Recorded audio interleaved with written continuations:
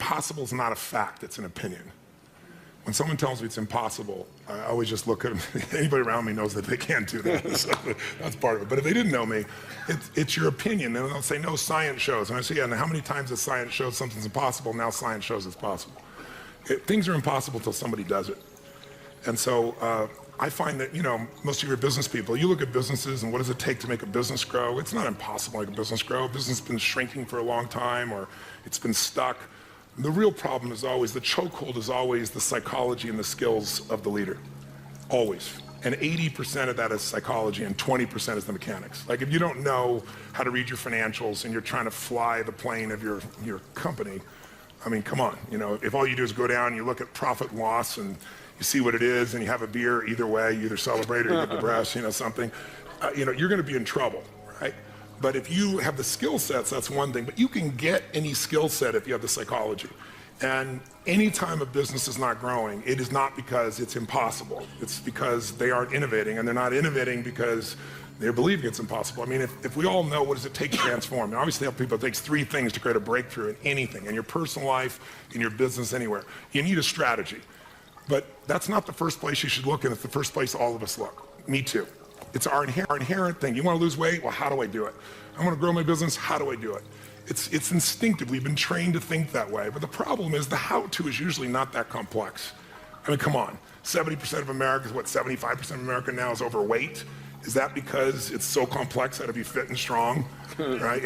Only the 1% know the answers. They hide it from you. You have to work your ass off to not hear what it takes, right? And so I remember I went to a TED Med Center and I watched about 12 doctors, one after another, get up and do these stories about how we could just get patients to take their medications and try to figure out the whole thing. And I was just looking and going, you're all talking about strategy and you've forgotten psychology. Because strategy is wonderful. I'm a strategist. I spent my whole life figuring out strategies. As we both know, a strategy could save you a decade, right? In business, strategy could save you, it could make the difference between success and failure. But most people have strategies available, or they could get them, or you could create them. But the problem is you got a story. And your story is why it isn't working. And the story is, I've tried what?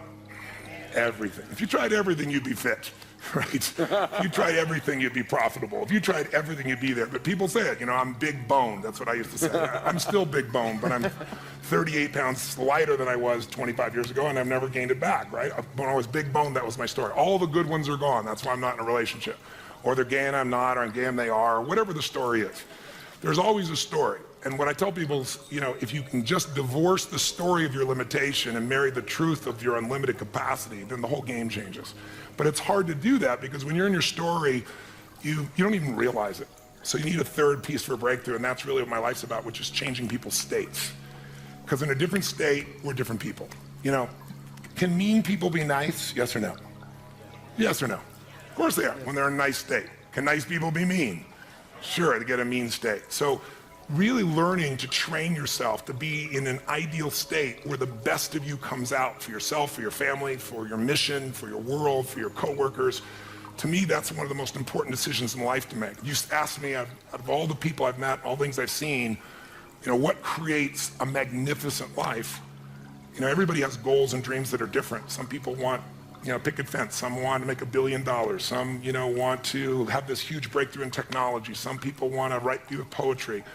Whatever is right for people is what I want them for themselves. I don't want them to be like me or you or anybody else. I want them to have their dream. But to have it, you need 2 skills. You need, number 1, to have the science of achievement. It's a science. You have to know how to take your vision and make it real. And most of the people in this room have already figured that out. And this guy sure as hell has, and you have, and I have. So most of us know, and we can all refine our skills in that area. But we know how to take what we dream about, make it real. And if you don't, you can learn from somebody who does. The simplest thing is get crazily hungry for something. We all know when you get so hungry, so desirous, your brain starts coming up with answers. And then it's massive action, but effective execution, which is all modeling, which is, I assume, what this is about. Find the best example, compress the time. Let someone else take 20 years to figure it out. You do it in 2 weeks or 2 months or whatever the period is. We should all be standing on the shoulders of the people around us instead of reinventing the wheel. And then there's this thing called grace. You work your ass off, you're totally focused, you're trying to serve something larger than yourself, and you really are executing what works. You need a little grace. You might want to call it luck if you prefer, God, the universe, but it's there. And we can all achieve. But I think the more important skill, if you ask me, is to have an extraordinary life is the art of fulfillment. And it's an art. It's not a science. Because there's a science to making money. I don't care who you are. If you do certain things, you're going to have too much financial stress. You do other things, you're going to have an abundance. There's a science. There's a science to your body. Everyone here is biochemically different genome, but there's certain fundamental patterns that if you and I follow them, you're going to have tons of energy, you're going to feel good. If you break them, you're going to pay the price and have low energy or disease. But fulfillment is an art. What's going to fulfill you is different than the other person next to you. You're not going to learn that from anybody else. And you got to find it, because success without fulfillment is the ultimate failure. And I get those phone calls all the time for the multi-billionaire entrepreneur or politician or business person or a person just won their Academy Award and they're depressed and they can't tell anybody because they got all their goals, but they're not fulfilled because they really don't have that sense of meaning in their life. They went for something and they got it. They achieved. And if you doubt this, what I'm saying is relevant to you or us or anyone, just think about a year, a month ago, we lost what I consider to be a national treasure, Robin Williams. How many of you loved Robin Williams? Look around the room, keep your hands up, look. And most of you didn't know him. Almost every, and where you go in the world, people love Robin Williams. By the way, was he great at achievement? Oh my God, that guy, he said he wanted to become a great comedian. He did that. I want to make the world laugh. He did. I want to make my own TV show. He did. I want to have the #1 TV show. He did it. I want to make movies. He did it. I want an Academy Award for not being funny. Not his skill set, drama, and he did it. I want a beautiful family, and he did it. And then he hung himself. Make everybody happy but yourself. Not a good plan. So if I had a gift to give you, it would be maybe make a different decision. And the decision is that no matter what happens in your life, you're going to live in a beautiful state. A beautiful state. And that could be happy, that could be grateful, that could be being generous. Those are all beautiful states, aren't they? It could be curious. It could be fun, it could be playful. You're not limited to one state, but it's different than suffering. And most people's suffering, and all suffering I've ever seen, I've traveled to 100 countries, I've dealt with presidents of countries and, presidents of businesses, CEOs, I've dealt with people in prison, I've dealt with, you name it, average people. Suffering always comes because you're obsessed about something related to you. You can only be depressed if you're focusing on yourself. You say, no, I'm depressed because it's my kids and they're not doing well. No, you're depressed because you feel you failed your kids. It's about you. It's about how you think what you should have done or shouldn't have done or what someone did to you or didn't do to you in the past or the future, which don't even exist. So I have a simple goal. My goal is help people make a decision that says, I don't know what's going to happen. You might get a divorce, even though you don't think so. You might find a member of your family with cancer. You might have your house get burned down or have a tornado go by, and if you live in the same place, it happens every 2 years and you move back, we should talk, but some people seem to do that for some reason. You can't control those things. I can't control those things. I don't want those to happen to you or anybody I love or anybody who's even a stranger to me, but they're going to happen. True? Not positive things, just the truth. So if that's going to happen, I say make a decision now that says, I'm going to live in a beautiful state and I'm going to find beauty in whatever life brings me. Because life is too short not to. I see a little buddy over here named Sean. I remember when I got a phone call from the Make-A-Wish Foundation saying, a young man is about to die and he wants to meet you. And he came to the seminar and then I took him out afterwards. And at the time, if he coughed too much, they said, you can't grab him. I said, I want to take him across the fire. They said, take him across the fire? I said, if he coughs, he'll break his rib. I said, I'll be really gentle. We're going to do this thing. And he did it. And then afterwards, I sat down with him and said, man, I don't have the answers, but if your body you're just coughing and it's going to make you break a rib, your body is so acid. I said, you should get alkaline. Let me put you together with a doctor. How many years ago was that? 36, I was 19. You were 19 and you're now 36. I like seeing you here, so brother. Give him a hand. He's a beautiful man. He's a beautiful man. But Sean, what made me think of Sean is Sean lives in a beautiful state. He could be complaining and whining. What does he do? His whole life is not about himself. That's why he's so happy. He doesn't live in himself. He lives outside himself, serving things he loves. He still takes care of himself, and he's funny. He likes to seduce women and things like I can't talk about right now, but... Oh, you're married now? Okay, well, good. I'm glad to hear it's about frickin' time. All right, Sean? It's good to see you grew up. Now, The bottom line is this young man over here who now is at a different stage of life, he's always been who he is. I think he lived because he lived for more than himself. I'm sure he felt pain, but we only suffer when we think about what's being done to us or what people are going to think or what they should have done or hadn't done. And you can't control that stuff anyway. I mean, why be pissed when people are going to do it? Are people going to be mean? Yes or no? Are people going to be unfair and unjust? Yes or no? Are people going to be beautiful and generous? Yes or no? You just never know when that's going to happen, so might as well enjoy yourself along the way. And I suggest today, if you want, if there's any gift I came by to give you, it's to tell you what you know already, but get you to make a decision about it. To actually decide, I'm going to live in a beautiful state. That doesn't mean I don't get angry or tired. Or, suffering arises and you end it the moment you go, I'm thinking about me. If I do this, I'll always be suffering. The human mind is always looking for what's wrong. The human brain is not designed to make you happy. It's designed to make you survive. Happiness, that's your job. And you only get it if you draw a line in the sand. That's how it's going to be. And I can tell you the few people that do it, I know a few people that have done it, they have magnificent lives. And when you're in a beautiful state, the best ideas come in. This man lives in a beautiful state. Every time I talk to him, I love seeing Peter. Peter's just always on fire about something. But notice, he's doing unbelievably well. There's nothing wrong with that. But almost everything he's doing is about more than himself, and so that's why he feels so alive. He's not suffering an ounce. He's in ecstasy. He's not lucky. He's living life a certain way. It's a beautiful way. I'm honored to have you as a friend. Thank you, brother. How many met this man before and he was in a wonderful state? Let me show your hands. I don't think I've ever seen him not in a wonderful state. I've seen him have some painful, challenging places, but he doesn't stay there. And look what he's able to create because of it. He is a 9-year-old boy who's on fire. He's on fire to light the world on fire with what's possible. It's a beautiful thing. I honor you. So the contribution I'll make, thank you, Tony. And I think it was about impossible and mindset and so forth. Yeah. Is the reality is there is very little that's impossible, period. It just is. And your mindset, as soon as you say something is impossible, then you shut down every possibility for solving it, right? And we all know this. And the challenge is that it's really hard not to be in that state because we get thrown stuff all the time. And what I want to share with you is an experiment, which is to say, okay, not only how do I make it possible, but how do I actually go 10 times bigger? And you've heard me speak about this, moonshot thinking, bold thinking, whatever the case, whatever terminology you want to give it. And most of us in our life are trying to make a 10% improvement. And we know this.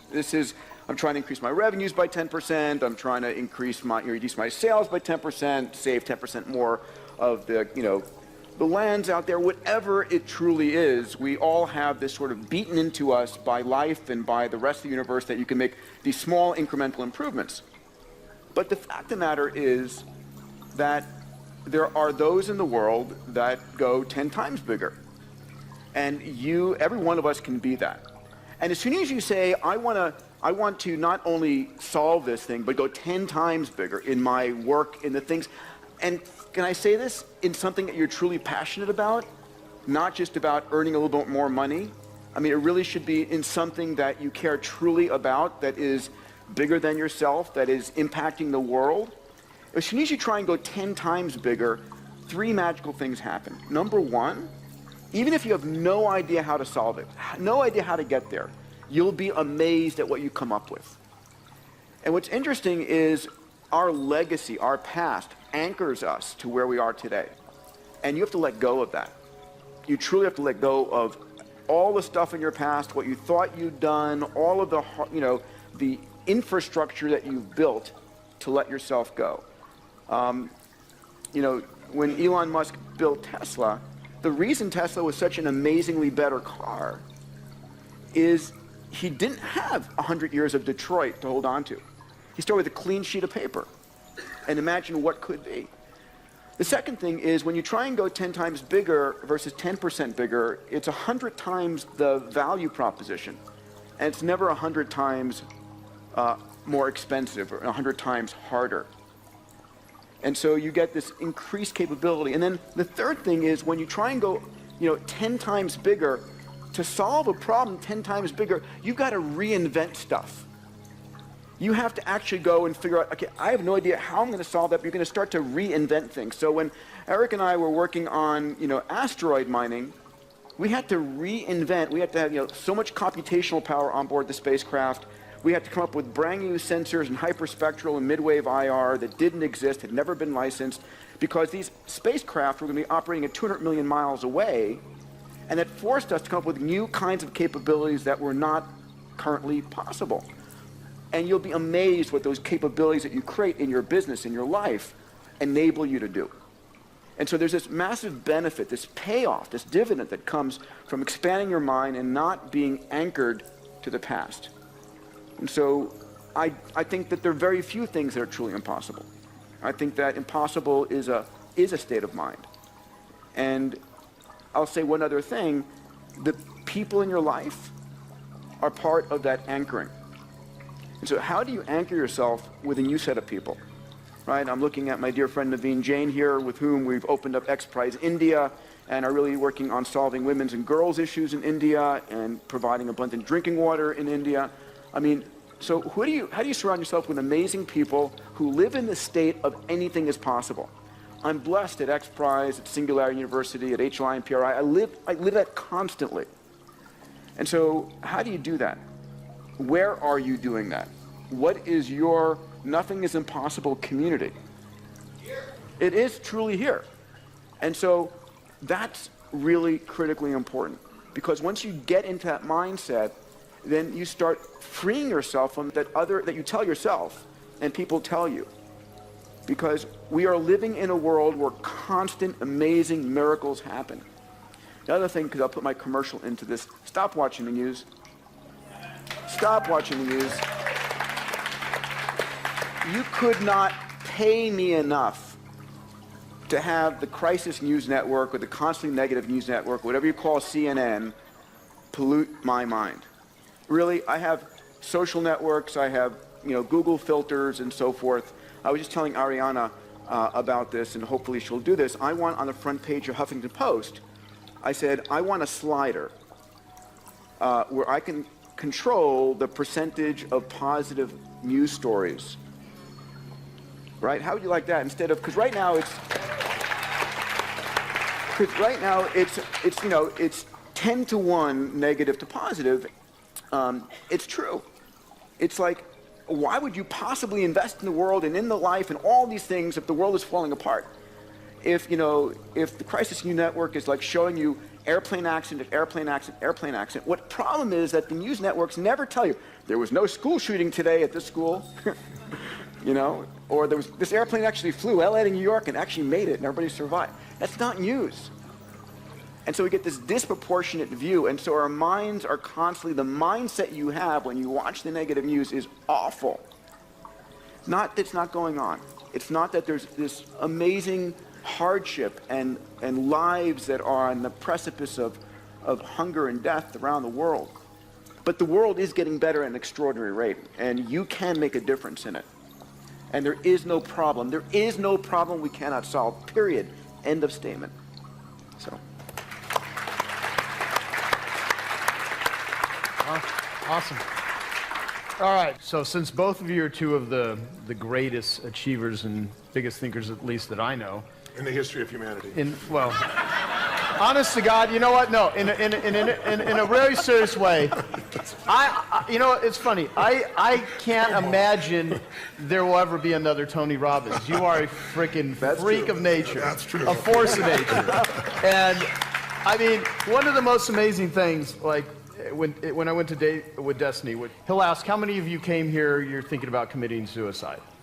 And literally, I don't know, anywhere from 6 to 12 or whatever, I don't know the amount, stand up, and you literally take that on. I don't know another human being that could, I mean, it's mind-boggling, and you flip it. You take a person in a horrible, hopeless state, and they're coming to your seminar maybe as a last-ditch effort, but there's that hope. And you just channel it, but then you share that with freaking thousands of people live on the spot. I mean, and that's just one of like hundreds of things that you do that are mind-boggling. And everybody in the audience thinks, there's no way he can do this. There's no way you can solve. How can you possibly? And then boom, it's done. You do it. It is truly a blessing to have you on the planet. It's a blessing. I mean, like, were you born this way? It's a stupid question, but like, I'm saying it for other people. Like, you built yourself to be Tony Robbins. Could publish your gene sequence. I was a kid from Azusa who had no certainty, who we had no food and had to be in charge because my mother was a little crazy. And I promised myself that my future family would never go through this. And so I decided I hated suffering because I experienced it and I wanted to end it. So I read 700 books in the area of human development, psychology, and physiology when I was still 17, 18, 19 to 21, 22 years old. I was saying I was going to read a book a day. I didn't do that, but I was still immersed. I went to every event. I listened to everything. I got immersed.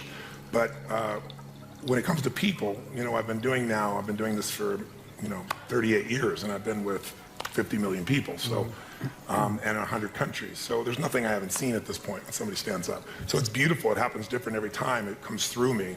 And I really believe in grace. I really believe it's there. But I prepare at a level that most people never dream of. And I also know that there's, whatever human beings feel, we are not our feelings. We are not our patterns. Those are things we might identify with, but we're not that. And so when I see a pattern and it doesn't work, I don't think the person's broken. I don't think anybody's broken. I'm not here to fix people. But I am here to break up the patterns that don't work. And I've never lost a suicide, knock on wood, and thousands for 38 years. And we follow up 2 years later, 3 years later. They're making a documentary right now. So how do you both deal with or think about or even channel like extreme levels of stress, adversity, criticism, public opinion, or failure? Because both of you have had, things that just flat out didn't work, but you're public figures. And how do you handle it or deal with it or think about it? I really let go of criticism really fast. I might, sort of process it in the moment, trying to figure out is there something that I truly can learn from there valid, but I let go of it really fast. And so if I'm in a fight, a personal fight or whatever, it's like, time is so precious. Time is so precious. Failure, God, I've had a wonderful series of failures. And, I built a launch vehicle company that we won this huge contract and couldn't finance it and had to close it down. I've built a multitude of companies. Luckily, a third have been great, a third have been okay, and a third have been life lessons. But I have to believe that what I'm doing in my heart of hearts is the right thing to do. And if I'm doing the very best I can, and I believe it is something, because when I take $1 from somebody as a donation or as an investment, and those of you who are in the room here who have supported me or invested in me know that, it's like, it's me. It's like you got my cell phone number and I care and I am so committed to making, to delivering. I will do everything I possibly can. So I need to know that for myself. And I can sleep at night if something fails, but I know I gave it everything I possibly could. And there are also those times where, it's like nosedive. And I will stop everything else I'm doing and I will go laser-like on that. 100%, 24 hours a day, 7 days a week, and I will do everything humanly possible. And it takes that a lot of times. It absolutely takes that a lot of times. So, that's for me. Awesome, thank you. I would say, I love to light people up. Since I was a little kid, I love to light people up. And so early on, I want to make everybody happy all the time. And then I come in this package, I was 5'1", and then next thing I know, I'm 6'7". I grew 10 inches in a year because I had a tumor in my brain. And I didn't even know it. I grew, so I'm big, and I'm, quiet and unassuming. I have a hard time expressing my true feelings, so it makes it difficult for people to understand what I'm really like. No, I'm fairly loud and intense, and what happened for me in the beginning is I was trying to make everybody happy all the time, and then I just began to realize not everybody wants to be happy. And gradually I began to realize opinions are a dime a dozen, but impact is all that matters to me. So when you've had the impact, and you don't need anybody else to tell you. And you don't need somebody else to acknowledge you, put stars on your chart. When you do what's right, you know it. And no one can take that from you. They can take away anything you have, but they can't take away who you become. And you become something unique when you find a way to grow and you find a way to give. And when you do that consistently, it creates an extraordinary life. So I'd lie to say that I don't want people to hate me or dislike me, but it wouldn't be accurate to say I don't care, but I don't care enough to change what I'm doing. What I'm doing is valuable. And I think that as far as failure is concerned, oh my God, there's so many failures, but I just don't hold it that way. And it's not a technique or being positive, it's just being intelligent. Failure is education if you use it. If you learn something, it's not a failure. If you don't learn anything, then it's failure. But if you learn something, I mean, how many of you in this room have had something happen in your life that was horrific?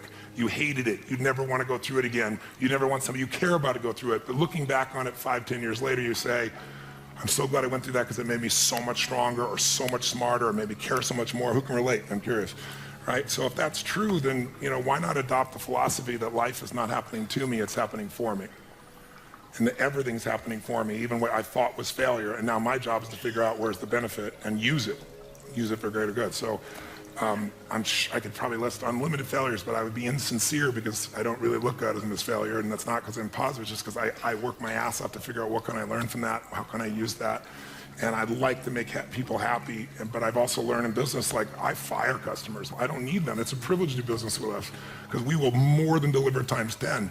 And so I teach my team, and it's so rare we have to do it anymore, but you fire a customer and you say, listen, we're not going to be able to meet your needs clearly because there are people out there that no matter what you do, they're going to be unhappy, yes or no? But why are you doing business with them and taking the life energy of your organization from it? I get rid of them so fast, and then they always want back in, and I never let them back. Never. And then but they become a public hanging, and other people go, well, this is how you play here. Because in the world of the internet, we've lost any form of kindness. People say things that are the most harsh, horrific thing, and the stuff people write. And all it is people who feel insignificant, who would never have the guts to say something to your face, but we've created an environment where it's tolerated. And so I think reversing that is really important. You have to define your environment, your business, your world, your family, because we all get what we tolerate, and I won't tolerate it. I'll give my soul to a stranger, but I won't tolerate somebody being abusive to any member of my team or to people in my audience or to me, certainly not to my family. And you get what you tolerate, you gotta decide. And you also get what you tolerate in yourself. And I think if you can look at what you're tolerating yourself and say, I'm not gonna tolerate that anymore in myself, then it's easier to lead other people. If you're just telling other people you won't tolerate, they'll look at you and go, yeah, you don't tolerate, but look how you are. And you don't have to be perfect, but people see how, you don't have to know who I am, you don't have to watch my lips move. You can see how my feet have moved for 38 years. That's Tony Robbins. Right? That's probably the best signature you can give. That's the brand that you put out there. That's the way you live. The thing you said, the line, which I love, life is not happening to me, it's happening for me. Is that like, is part of that a trick you play on yourself, or do you truly believe everything you are able to take that as ingredients of this is all happening for me, this most horrible, most horrendous thing, from diseases to suffering? I mean, that's an important line, and I like to. It's not just a line. There's a woman that I just saw that I'd met 15 years ago, and she just showed at my seminar, and she was suicidal because one of her daughters had gotten sick, and she brought her to the hospital, and the doctor said she brought her home, and the child died, and she was going to kill herself, and she had 3 other kids. So I really truly had to work with her, and I remember working with her back then. I looked it up because we have all stuff I've ever done on film, and I asked her, I said, what are your spiritual beliefs? And she said, I believe everything happens for a reason, and all that stuff. I said, so you're going to abandon what you believe spiritually because life didn't turn out the way you want right now? She said, no. I said, if it's the truth, it'll be the truth when it's painful, it'll be the truth when it's pleasurable. So I would lie to you to say, I jump up and go, this is happening for me right now. I don't do that. I think, what the hell's happening? Why? And then I catch myself and I go, there's some good in this. And my real core belief underneath that is, everything I've ever been able to help people with is because I faced some portion of it. If I have to face a divorce, I decided I needed to go through a divorce, and I didn't want to. No one takes you to pick your partner after 14 years. It was the most horrific thing in the world, but I thought, if I can figure out how to do this elegantly, intelligently, lovingly, no matter what the other party's like, then I can help anybody else. If I've had several businesses over the decades that were, near the verge of bankruptcy. I had a resort in Fiji, and there's a coup. It's kind of inconvenient, and I'm losing $1 million a month, and it's like, and I didn't have $1 million a month to be losing at that time, just I wanted to create this great place for people. But it's like, in the midst of all those elements, I'd come back and say, if I can figure this out, I can help any other business. So almost all my skills have come because of something I had to solve in me or help someone else solve. And my view is, if I can figure it out for me, I can help millions of people. And so that makes the problem inspiring, as opposed to the problem being, why did it happen to me? Because we're all going to experience problems. I mean, the only thing that we all have in common is everyone here is going to experience severe pain. I don't care how rich you are, money is not going to create immunity to pain. Suffering, you can get immunity from the decision I told you about. But we're all going to have problems. We're all going to have challenges. The only difference is what the hell are you going to do with them? And if we just deal with our own problems, they get really boring, and some people need problems to have drama in their life to cover the fact they're not doing anything. But I think it's much more interesting to solve it and move on and help other people do the same because you've actually done it, not because you talk about it. Yeah, gotcha. What I love is Robin Sharma, who we did a call with. He's in the room. He has this thing, the 5 a.m. Club. A guy named Hal Elrod wrote a book of Miracle Morning. You do priming in the morning. I'd love to hear what you guys feel are your best rituals, or what it is that you are doing that just massively impacts you to be as effective as both of you are. If there's something simple or something that you just do that makes your life work, starting be it a morning ritual or just anything that people here could do. Does watching cartoons with my kids at 7 a.m. count? No, that may be accurate. I mean, it's for me, it's anchored in my desiring to make the impossible stuff I set out happen, right? It's anchored in this infinity challenge. I'm never bored. These problems I've taken on with an amazing group of people are all sort of infinite, and there's no getting there. So for me, they're my guiding stars. So it's like, okay, what am I going to do right now to move the game forward this day? You know, I wish I could say I was a great meditator or yoga person or so forth, and that will come, but not right now. For me, it's just it's dedication to the child inside me and what I care deeply about, which is making these succeed. And ultimately, it's trying to be clear about what I'm enjoying doing. Right? It's surfing the stuff I love versus this is work. I'm probably not good at this work. Who else can I find that can do it? And doing the stuff that I truly love better, and doing more of that. I mean, there's nothing sophisticated there. Tony, what do you got? Well, I think anyone who succeeds has something that they aspire to. There's a mission, there's a direction, there's a desire, and they bring it up regularly. And you do that, even though you say you don't do it in a sophisticated way. Attacking the human genome and figuring out how to get meteors to feed you what you need is a fairly large vision, somewhat sophisticated. Mine's really simple. Mine's simple. I believe that the body is the place that drives the mind the fastest. You can go inside your head all day long trying to resolve things and make excuses or freak out, but I learned early on in my life that in order to make myself do things, I had to trigger this body to feel strength and to know that when I say something, I mean it. And so I have a simple ritual that it's actually enjoyable. It may not sound enjoyable, but it is now, which is I get up every morning, and I'm privileged to have multiple homes. So if I'm in those homes, one of the homes I have a river, the rest of them I have cold plunges. And I go into a 56-degree temperature just for about 60 seconds. I jump straight in, or I was just in Sun Valley, the river's 38 degrees, a little bit cooler. And I took my nephew and said, "You're about to learn how to start your day." And I bring all my friends when they come. They all have to do this. But every cell, every nerve in your body explodes, and it's phenomenal for your lymph system, phenomenal for your health. But it also is just a simple discipline that says, I say it, it happens. I'm going to say I'm going to do this, I do it. And I've done it so much, it's there, and it's invigorating. And then I do, as you said, something I call priming. I don't, you wake up and you're, 22 hours off your normal time zone, and you've got to get up and take care of 10,000 people for 3 days and nights for 14 to 15 hours. You don't always wake up feeling, wow, is this the coolest thing in the world?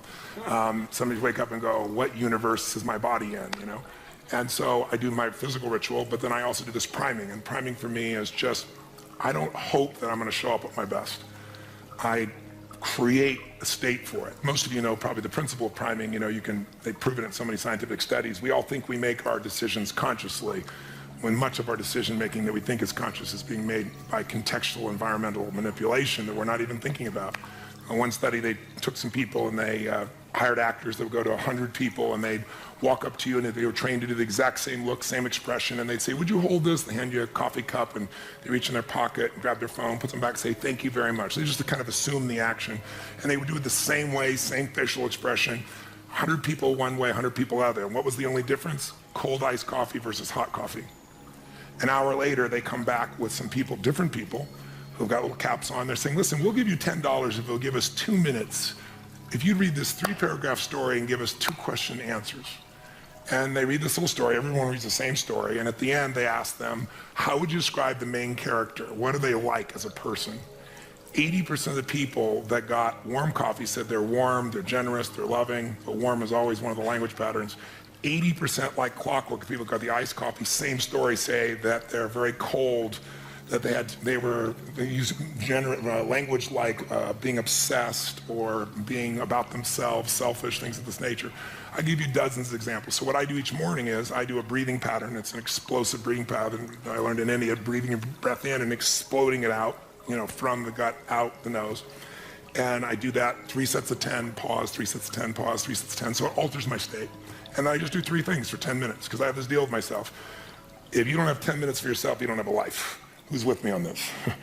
So I said, you know what? I don't need to have 20-minute, 30-minute, 40-minute meditations. I want 10 minutes, and I don't know if I need to meditate. I don't know if I'm going to meditate. To not think, I don't know too many people can do that. And I don't even know that I want to not frickin' think, So I thought, what I want to do is I want to focus on the emotions that will cause me to be the better me. And the 2 emotions that most people are messed up by are anger and fear. And when you're grateful, you can't be angry. Try to be grateful and angry simultaneously, it'll never work. And you can't be fearful when you're grateful. So when I look at people, almost always they're reacting out of fear or they're reacting out of anger. It's some version of those 2. So gratitude to me is the antidote. So I spend 3 minutes, just 3 minutes, and I think of 3 things I'm grateful for, 3 people, 3 situations, but I step into it.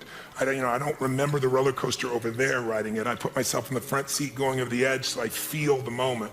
And I make sure one of the 3 things I'm grateful for is something really simple, like the wind on my face, or something beautiful like my child's smile.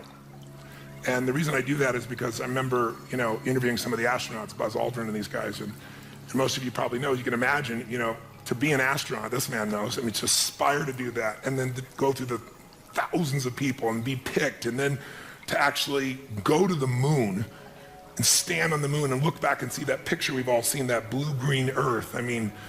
You imagine, and then you come home and what happens? There's a ticker tape parade and you shake the president's hand. And now what the hell do you do? You're 32. What the hell do you do for the rest of your life? And you know what? If you know the story of many of these astronauts, most of them had some major emotional challenges, right? Some abused alcohol, some drugs.